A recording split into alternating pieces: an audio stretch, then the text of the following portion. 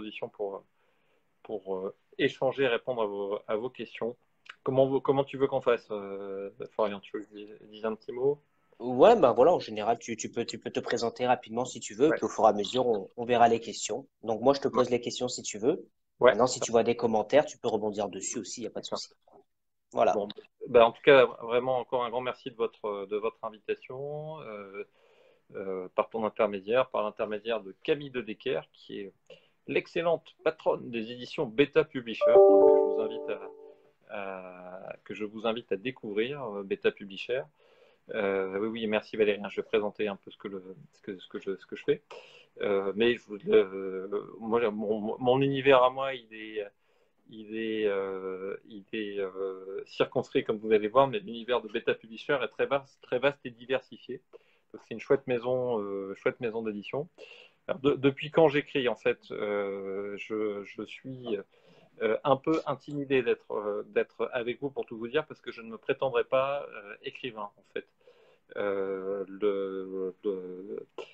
En fait, j'ai un parcours professionnel qui en fait était un parcours alterné entre le secteur du numérique et le secteur de la santé. J'ai une vie de directeur d'hôpital et actuellement, donc j'étais notamment directeur général du CHU de la Réunion. Et puis là, actuellement, je travaille pour une entreprise de numérique qui s'appelle Jouve, qui fait des solutions numériques appliquées à la santé. Donc là, on passe du temps à développer des solutions, des outils d'intelligence artificielle pour aider les hôpitaux à faire face aux suites du Covid-19 et notamment à gérer les sujets de distanciation physique. Donc ça, c'est la matière première dans laquelle je travaille. Et en fait, quand j'étais directeur du CHU de La Réunion, on avait été confronté avec les équipes du CHU à la gestion d'une suspicion de cas d'Ebola très compliquée. Donc ça, c'était fin 2014, au moment de la grande épidémie d'Afrique de l'Ouest. Bonsoir Nicole. Et en fait, avec les équipes du CHU, ça avait été une expérience très très marquante, dans les interactions notamment avec le ministère de la Santé. Et donc je me suis demandé a posteriori de ça, donc on est début 2015, si au fond la crise aurait pu être mieux gérée si il y avait mon interlocutrice avait été une intelligence artificielle plutôt que le ministère de la Santé. C'est ça le fait générateur du livre. Et en fait, j'ai aussi une vie euh, j'ai passé quelques années comme conseiller chargé de la santé à Matignon entre 2010 et 2012, donc j'ai vu du dedans l'univers des cabinets. Bonsoir, Rime, des cabinets ministériels, Ça va. de la vie politique nationale.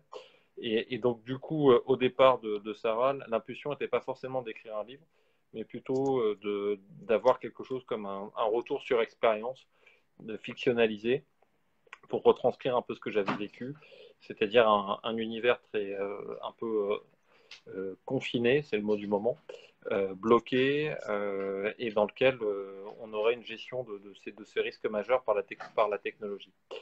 Et puis en fait, de fil en aiguille, donc c'est-à-dire pendant 2 ans, cette matière-là qui au départ était faite plutôt pour être un retour sur expérience, je me suis aperçu elle était plus fluide à exprimer pour moi en prenant vraiment le tour de la fiction. Et c'est devenu en fait, c'est devenu un livre qui est Sarah, une intelligence artificielle, qui est un livre en fait qui de part en fait, oui, c'est cette antériorité, mais aussi la tonalité qui est la mienne, qui n'est pas une tonalité à la base d'écrivain, au sens de ce que vous faites et ce dont je suis admiratif, c'est-à-dire être capable de prendre une histoire de toute pièce, l'inventer, la construire, la façonner. Moi, c'était plutôt un exercice d'anticipation et de fictionnalisation du réel. Et vous verrez, si vous faites l'amitié de lire le livre, avec une tonalité dans le premier, que je vais essayer de pas trop déflorer, mais je vous en dis un peu quand même, parce on est entre nous. Donc en fait, c'est une tonalité d'écriture très automatique, très robotique.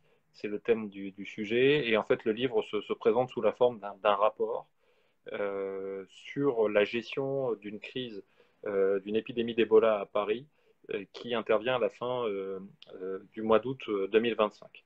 Et donc, en fait, le livre est constitué, écrit comme ça, à partir d'éléments de fragments qu'une machine rassemblerait dans la gestion de la crise. Donc là, SARA, c'est le système automatisé de réponse rapide aux alertes.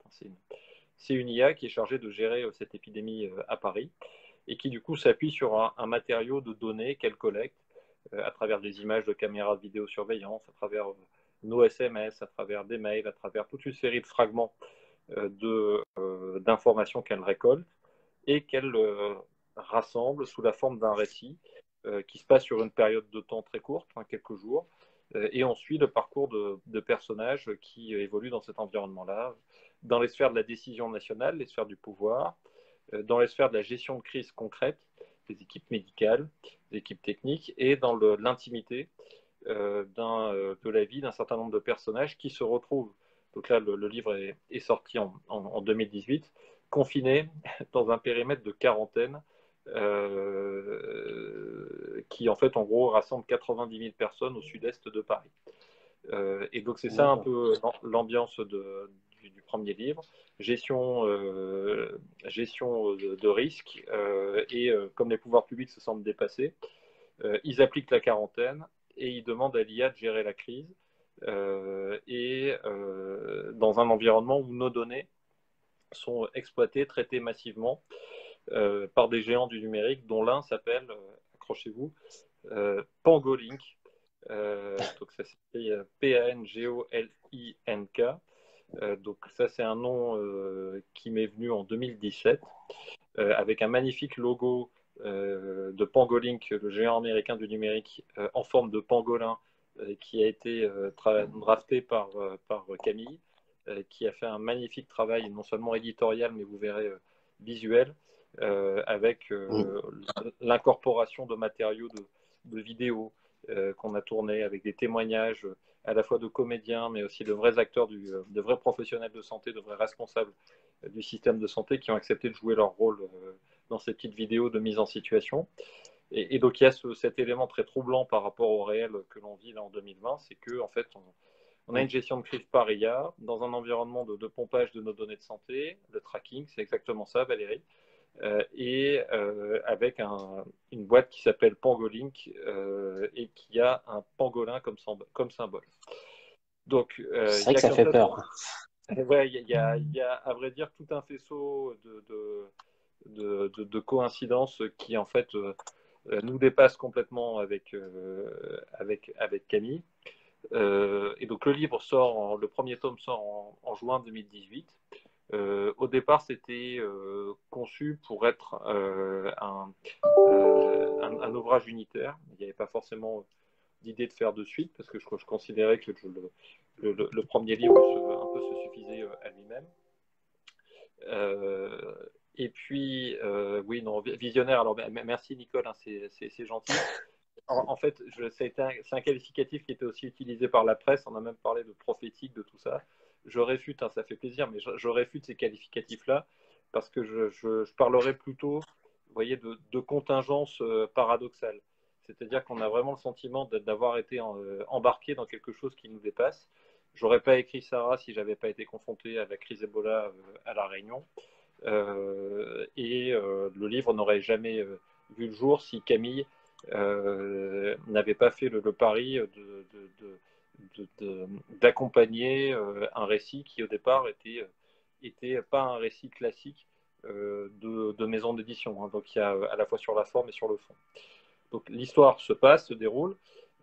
Donc ça c'est la partie lien un peu effrayant avec le réel, mais il y a aussi un côté lien plus positif avec le réel, parce que pour la partie professionnelle académique avec Ethikia, qui est une initiative citoyenne académique, je suis prof à titre professionnel, par ailleurs je suis prof à la chaire santé de Sciences Po. On a porté des idées sur la régulation éthique de l'IA.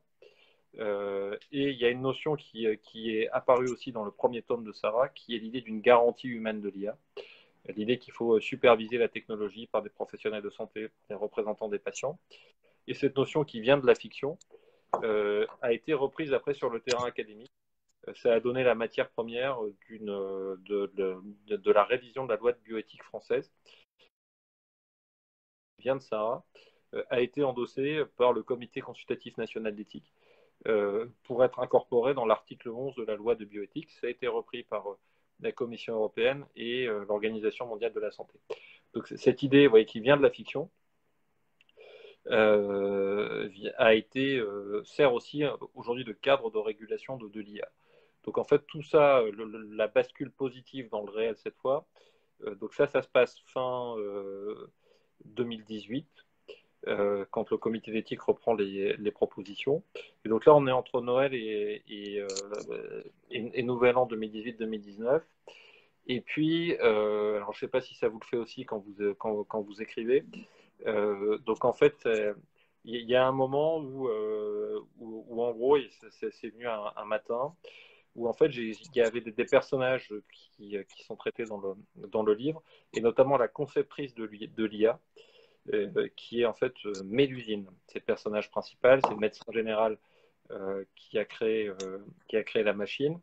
Je sentais qu'en fait, c'est un personnage qui avait encore des choses à dire, et donc ça s'est passé un peu comme ça, c'est-à-dire que un peu en mode presque psy, où le personnage principal s'est mis à me redire des choses ou à me faire comprendre qu'en gros il y avait des horizons à explorer. Et en fait, autour d'un triptyque entre la machine qu'elle a créée et ce qui est un autre personnage qui était présent dans le livre, mais envoyé dans le premier tome, mais un peu à l'état de fragment, la petite fille qui s'appelle Sarah, le prénom Sarah, qui est disparue, qui est décédée d'une leucémie toute petite. Et en fait, ça m'intéressait de creuser le trinôme entre la petite fille, la conceptrice de l'IA et la machine dans lequel la souvenir de sa petite fille. Et vous voyez, il y a comme ça une articulation sur ce que l'on projette de nous-mêmes dans la technique, dans la technologie, qui était intéressante à creuser. Donc du coup, les idées se sont mises en place.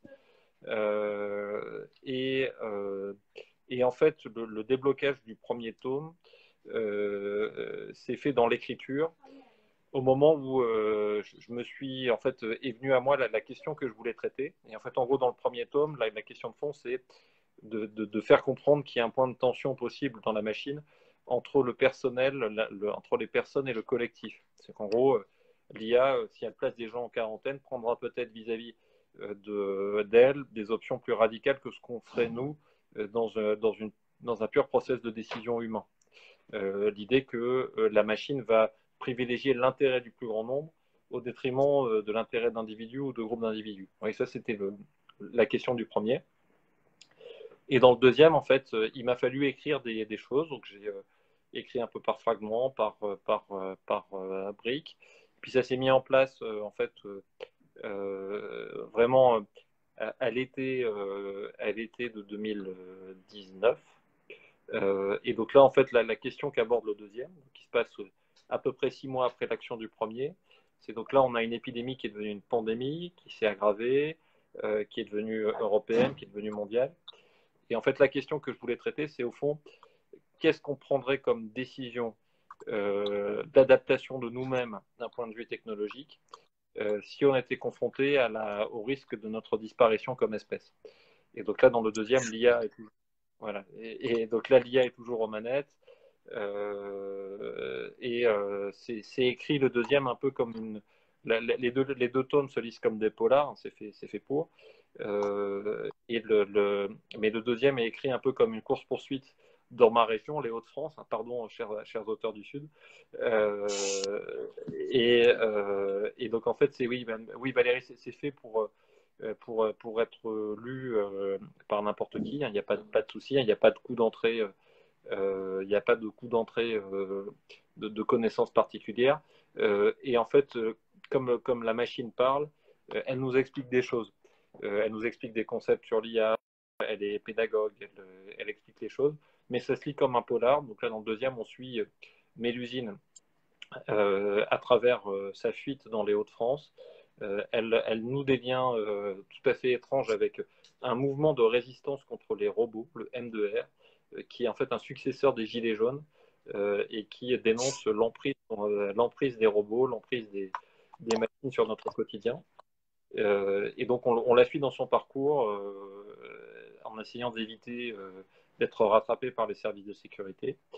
Et donc il y a là dans le deuxième une tonalité alors que j'avais pas forcément conscience dont j'avais pas forcément conscience en l'écrivant, que les lecteurs, mais aussi la presse, décrivent comme quelque chose à la fois de plus intime, mais aussi d'un peu plus sombre que le premier.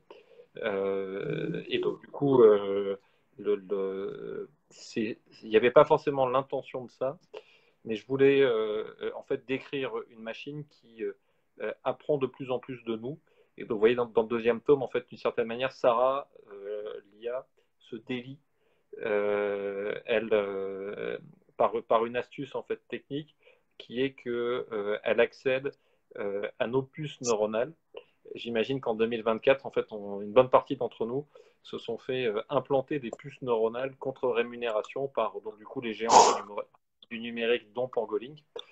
Et donc la machine hack ces puces et accède à nos pensées. Vous voyez, elle plonge assez profondément dans nos consciences.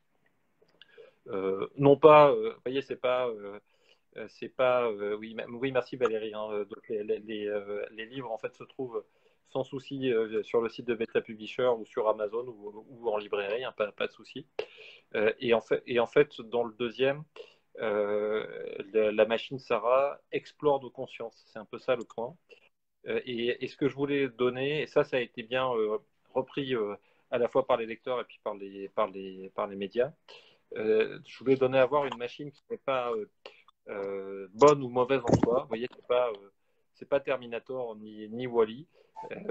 C'est une machine qui n'a aucune intention, si ce n'est ce qu'elle doit faire, c'est-à-dire gérer la crise. Et en fait, elle le fait avec un hyper rationalisme qui l'amène à en fait traiter nos consciences comme de la, comme de la, Ah, comme de la il y a une matière petite première. coupure. Voilà. Nicole.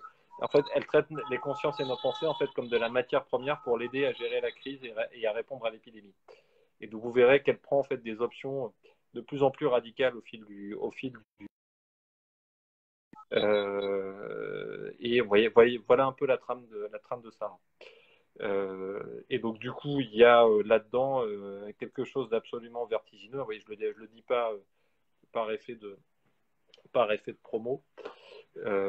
C'est que le réel a complètement rattrapé ou dépassé la fiction, et avec des points d'interconnexion entre des éléments qu'on imaginait dans l'anticipation qui sont devenus réels, Pangolink, et puis après, là où y a des choses sur lesquelles j'ai eu raison, et d'autres choses sur lesquelles je me suis assez radicalement planté, notamment sur le timing. Parce que quand j'ai écrit donc, le premier tome entre 2015 et 2017, donc Sarah, dans le premier tome, essaye de fabriquer un vaccin pour répondre au virus. Et donc j'avais fait le choix de positionner l'action en 2025 pour rester proche de nous, pour lui donner quelque chose de palpable, pour le lecteur. Mais en fait, en 2019, il y a déjà une équipe australienne qui a mis au point, c'est l'équipe de l'université Flinders, qui a mis au point une IA capable de produire de manière autonome un vaccin adjuvant à la grippe saisonnière. Donc, vous avez raison, Valérie, il n'y a pas de mauvaise intention dans la machine, mais la vraie question, c'est l'usage qu'en font les hommes, et d'où la nécessité d'éducation, aux enjeux éthiques, mais aussi collectif. Et ça, je pense que c'est quelque chose qu'on a tous mesuré pendant le confinement du Covid-19. On a vu que cette technologie qui faisait un peu irruption dans nos vies venait ajouter en fait un élément encore de dimension collectiviste complémentaire à des arbitrages déjà pris en faveur du collectif pour gérer la crise, comme par exemple le confinement, la quarantaine. C'est une mesure de restriction de libertés individuelles pour répondre à un risque collectif. C'est ça la logique. Et si vous y ajoutez la dimension algorithmique, c'est-à-dire un programme mathématique qui va prendre ces décisions dans l'intérêt du plus grand nombre, vous y ajoutez le risque d'une dérive très, très dangereuse pour la protection des personnes. Donc c'est ça le thème de Sarah. La machine n'est pas mauvaise en soi. Il faut s'ouvrir à l'innovation technologique, mais il faut la réguler au fil de l'eau. Voilà, j'ai déjà été beaucoup trop long, pardon. Non, non, mais pas de souci, au contraire, hein, tu vois les commentaires, hein, les gens sont passionnés. C'est vrai que c'est intéressant et c'est impressionnant. On a l'impression, effectivement, bah, que tu as vu l'avenir, en fait. Même si tu as dit que tu n'étais pas visionnaire, mais ça En- colle à en- peu près, quoi. ouais, alors après, on va voir, peut-être qu'il y aura un jour où on aura une explication de ça, mais il y a dans le travail d'écriture, euh, il y a eu des moments, il y a eu des moments où en fait, il y a dans le, là, je sais pas, là on peut, entre nous, on peut discuter sur la manière dont vous écrivez. Oui, on me demande de montrer les couvertures. Alors, attendez, bougez pas, hop, je vais chercher. J'ai pas le tome 1, Camille là peut-être.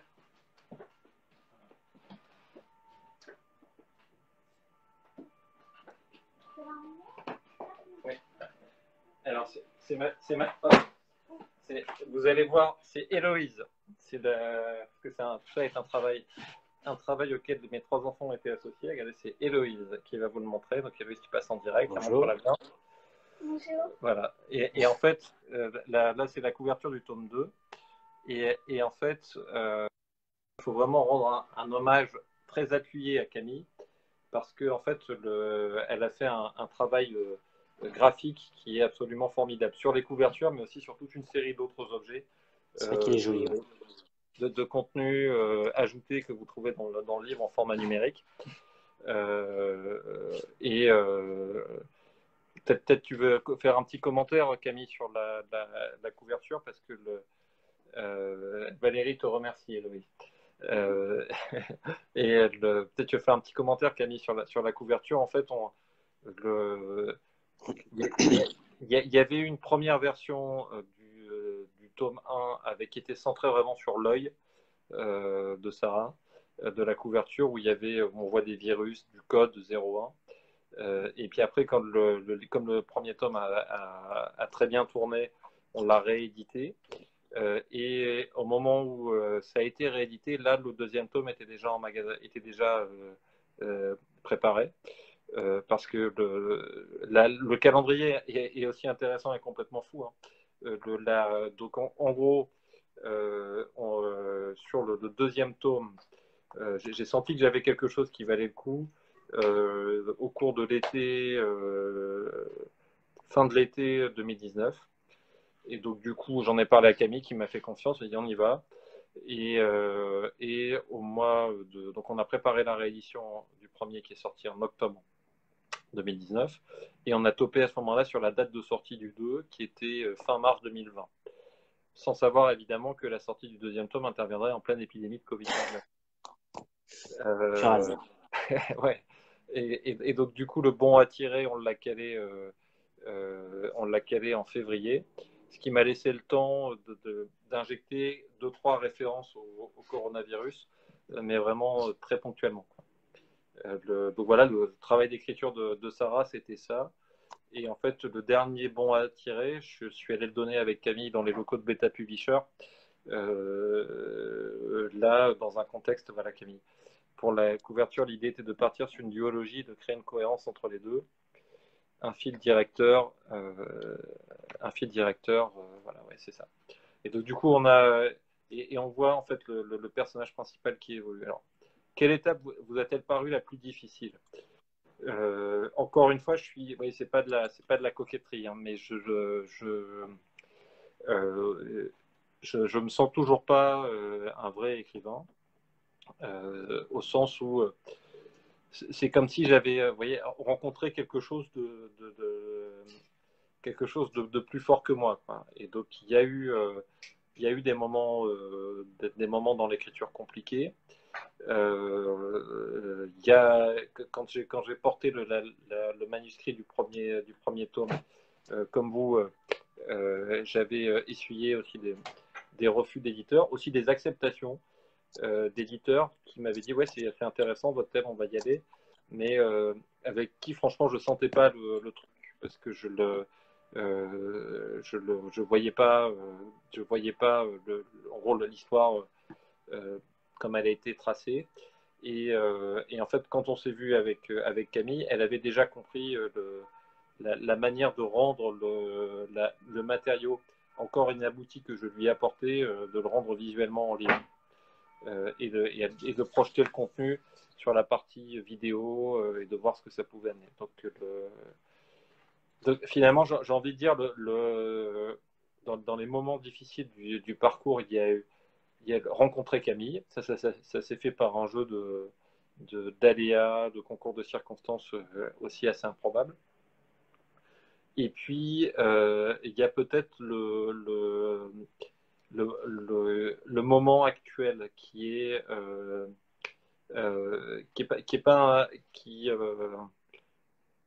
un moment compliqué, au sens où le livre a trouvé une résonance incroyable avec ce que l'on vit, et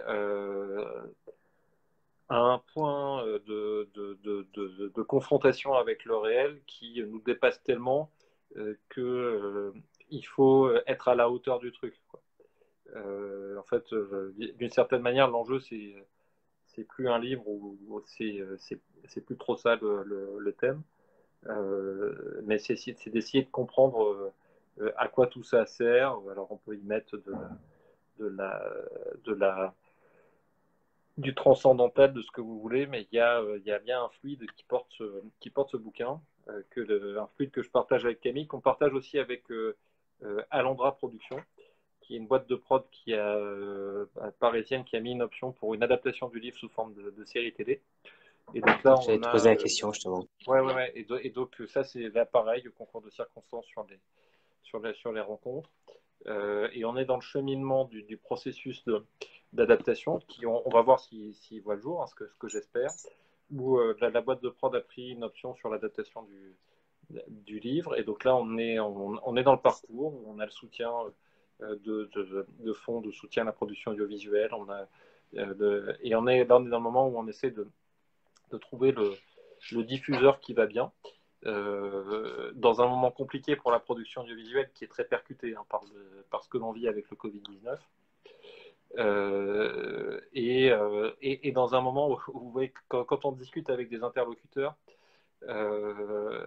d'une certaine manière, il y a un côté, il y a un côté, il y a un côté trop gros pour être vrai, quoi. C'est-à-dire qu'en gros, on amène une histoire qui est incroyablement résonante avec ce qu'on vit, sans qu'on l'ait voulu, en fait. C'est ça. Quels sont les premiers retours que tu as eus, justement, concernant ce livre? Sur le livre, par Oui. rapport au contexte du Covid. Bah, par exemple, les gens qui l'ont lu avant et qui, au final, se sont trouvés confinés derrière, ou ceux qui l'ont lu pendant le confinement, parce que Bah, je pense qu'en fait, c'est un livre qui, au global, a fait l'objet de retours incroyablement positifs, qui a fait aussi l'objet de quelques retours négatifs, de personnes qui ont eu du mal à entrer dans la forme du rapport, parce que ça peut déconcerter, hein. Et à vrai dire, on a pris, avec Camille, un certain nombre de parties, à la fois de traitement de l'histoire et d'éditorialisation, assez radicaux. Et en fait, pour vous dire le fond de ma pensée, je pensais que ces retours un peu déconcertés seraient beaucoup. Et en fait, non, l'immense majorité des lecteurs sont entrés dans le truc. Et effectivement, il y a un public qui était déjà bien avant le Covid, hein, sur Sarah. Certains lecteurs du tome 1 l'ont relu pendant la crise en disant oui, ça nous parle maintenant. Il y a d'autres lecteurs qui viennent au livre par la crise, et qui m'expliquent, en gros, de la vie des familles en quarantaine, de la vie des professionnels de santé face à un risque épidémique, des questions de protection, de matériel, de data tracking, de pilotage par les données, tout ça. Et puis, en fait, ce qui est intéressant, c'est que sur le tome 2, les réactions que j'ai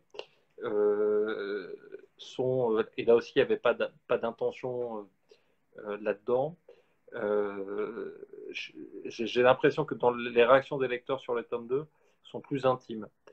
C'est-à-dire que chacun y met un peu plus de lui dans ce livre, un peu comme je l'ai fait sans le vouloir ou en le voulant inconsciemment peut-être, mais je pense que ça résonne beaucoup plus avec le vécu personnel des gens, ce deuxième tome.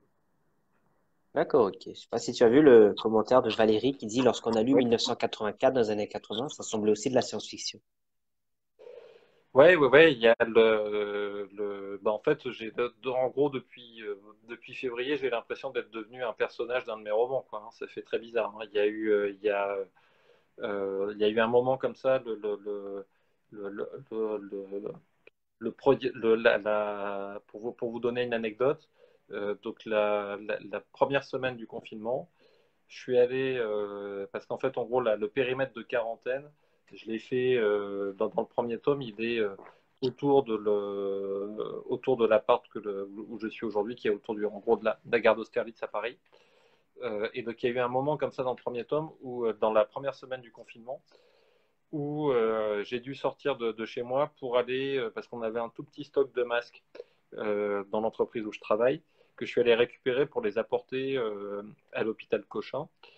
Bon, rien du tout d'héroïque là-dedans, hein. Mais donc, du coup, j'ai pris mon vélo pour aller chercher ce petit stock de masques. Et là, j'ai traversé les rues de Paris complètement désertes pour aller à l'hôpital en mode gestion de crise massive. Et là, ça faisait vraiment très très bizarre parce que c'était un peu comme si tout au long du parcours, Sarah me suivait et que tout ça était très très vertigineux. Ça m'a fait penser à un film, si vous aimez la science-fiction, qui pour moi est vraiment dans le top 5 des films de SF, un peu compliqué, un peu robuste, hein. Il faut pas être fatigué le soir où on le regarde. C'est un film qui s'appelle Looper, Ah, L2OPER. Je sais pas si vous l'avez vu, si ça te parle, Florian. non, je pensais que tu allais dire seul au monde. Ouais, non, ouais, non, mais regardez Looper. C'est un truc, c'est une histoire de voyage dans le temps. D'ailleurs, le thème du voyage dans le temps apparaît dans le deuxième tome. Et il y a un côté devenir le personnage de sa propre fiction que là j'ai vraiment le sentiment d'avoir vécu, quoi. D'accord. Une question qui circule assez souvent, c'est ben là, par exemple, est-ce que tu as des auteurs qui t'inspirent en général? Euh, Bah, quand je me suis posé en me disant, donc là on est en gros à l'été 2016, hein, quand je me suis posé sur le matériau que j'avais recueilli en disant, bon là, il y a la matière pour écrire une histoire, évidemment dans des cadres de référence, je ne pouvais pas penser, là, évidemment moi je suis un sous-microbe, hein, par rapport à lui, je ne pouvais pas ne pas penser à Camus et à La Peste, hein, ça c'est évidemment le standard absolu pour moi de la littérature de gestion de risque épidémique. Et puis il y avait un peu là c'est pas un ouvrage de fiction, mais dans les études que j'ai faites sur les technologies d'information et de la communication, il y avait donc dans mes standards, il y a Paul Václavic, donc ça c'est un peu plus subtil comme référence, c'est inorthographiable, mais je vous le donne quand même. Donc ça s'écrit Watzlawick, mais surtout le livre que vous retrouverez facilement. Le titre s'appelle La réalité de la réalité. En fait, Paul Václavic, c'est en fait à la fois un psychanalyste, mais aussi un théoricien de l'information et de la communication, qui décrit en 1978, et ça remonte, un monde dans lequel en fait il y a une surabondance d'informations, une suraccumulation d'informations, au point que cette surabondance d'informations modifie notre perception du réel. Vous voyez, lui, c'est un vrai visionnaire parce qu'il a posé un schéma dans lequel il imaginait une trame de transformation de la société contemporaine, qui est le monde des fake news, le monde que l'on vit aujourd'hui, où on a tellement d'informations qu'on finit par ne plus savoir ce qui est vrai, ce qui est faux. Et donc c'était un peu ça le croisement. Et puis j'aime bien les polars, la littérature de thriller d'anticipation. D'accord, ok. Et est-ce que tu as des projets là pour les mois à venir ou est-ce que tu restes encore sur ce même registre d'écriture? Bah, c'est un peu la question que je vais avoir à traiter et qui est pas simple avec ma chef bien-aimée Camille. Et franchement, j'ai pas la réponse au moment où on se parle. C'est, je pense que le tome 2 de Sarah euh, clôt bien l'histoire.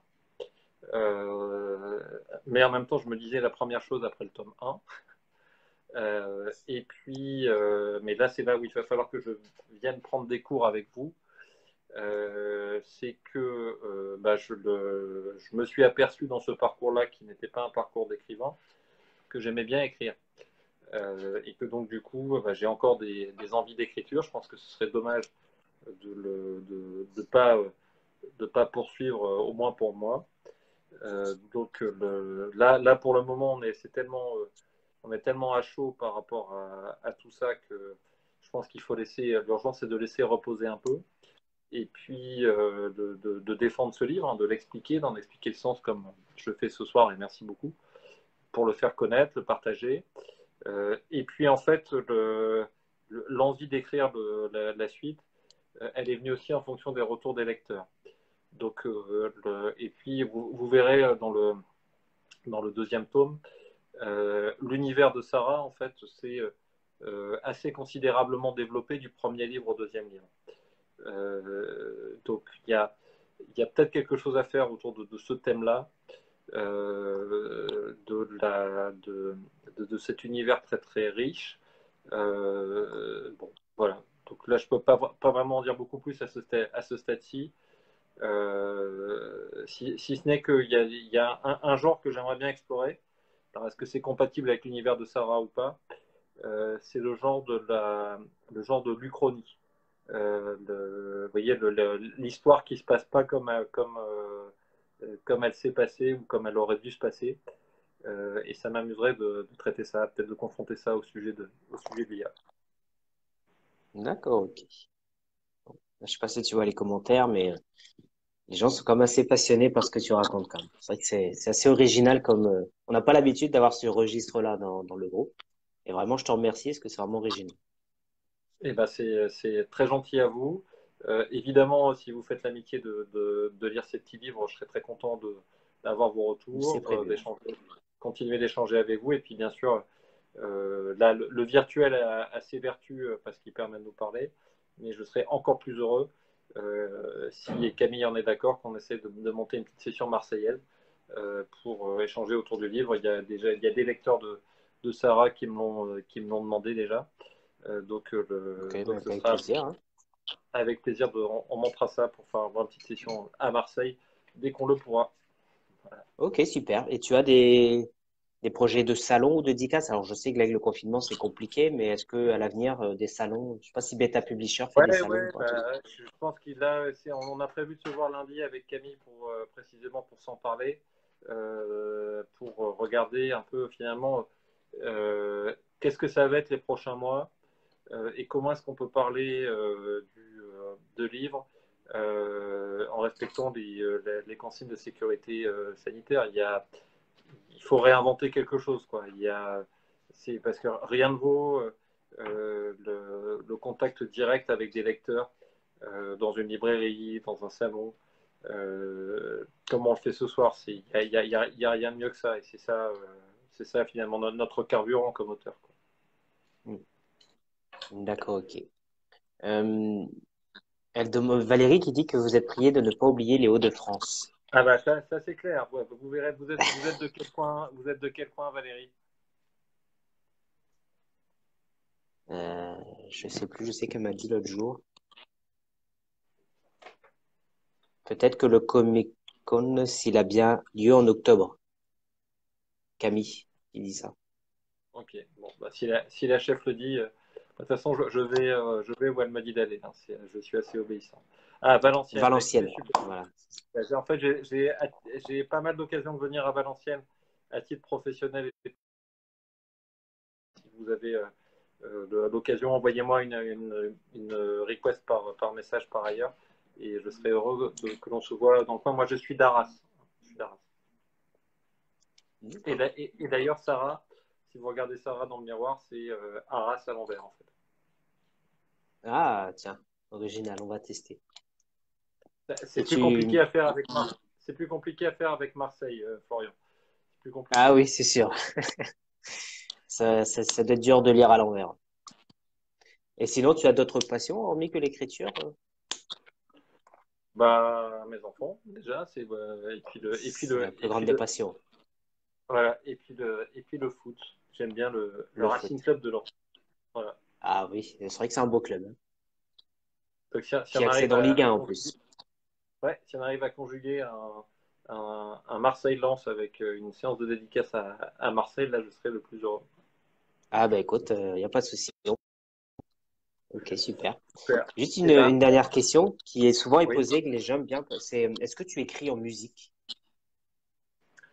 Alors, j'écris pas en musique. Par contre, la musique a été est vraiment un catalyseur d'écriture. C'est-à-dire qu'en fait, quand j'ai écrit le premier et quand j'ai écrit le deuxième, j'avais en tête en fait un thème musical. Et en fait, vous verrez dans le livre, il y a alors la manière de traiter l'histoire permet de le faire. J'y ai logé une foultitude de références musicales. Donc le livre j'incite les lecteurs à le lire en musique, en écoutant les titres. Et il y a bien un thème central qui se cache derrière le livre. Et en fait, pour Sarah 2, j'ai même écrit les paroles d'une fausse chanson qui est comme ça en exergue de petites parties du livre. Et donc là, ce qui sera rigolo, c'est si le projet d'adaptation voit le jour, qu'on donne le thème musical à cette fausse chanson, en fait. D'accord, bah écoute, hâte de voir tout ça. Bah écoute, je sais pas s'il y a d'autres questions ou si tu veux rajouter quelque chose. Mais en tout cas, c'était vraiment passionnant. C'est- on n'a Et pas ben, c'est l'habitude, super. tu vois, de traiter ce genre de sujet et c'était vraiment Et ben, intéressant. c'est super. Bravo à vous. Merci de faire vivre l'écriture et la lecture. Continuez. Et Bah merci puis, à toi, puis bah merci à Camille aussi. ouais, et au plaisir de se voir en vrai. Allez, à Et très bah pas de bientôt. souci. Allez, à bientôt tout Salut. le monde. Ciao, ciao. Ciao.